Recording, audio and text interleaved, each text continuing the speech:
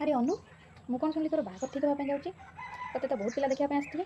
ତୁ କାହାକୁ ପସନ୍ଦ କଲୁ କି ନାହିଁ? ୟାର ସେ ପିଲାମାନଙ୍କ ଭିତରୁ ମୋ ଟାଇପ୍ର ଗୋଟେ ବି ନଥିଲେ।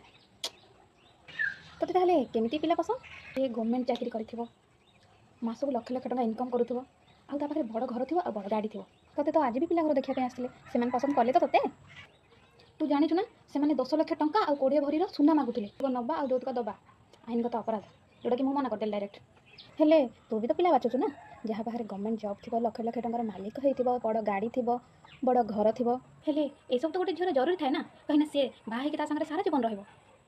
ଝିଅମାନେ ପିଲାଠାରୁ ଯାହା ନେଲେ ଯାହା କଲେ ଝିଅମାନଙ୍କର ଦରକାର ଥାଏ, ଜରୁରୀ ଥାଏ ବୋଲି କୁହନ୍ତି। କିନ୍ତୁ ପିଲା ଯଦି କିଛି ତୁମକୁ ମାଗିଦିଏ ସେଇଟା ଯୌତୁକ ହେଇଯାଏ। ପ୍ରଥମେ ଯୌତୁକ ନେବା ତ ତୁମ ଭଳିଆ ଝିଅମାନେ ଶିଖେଇଛ।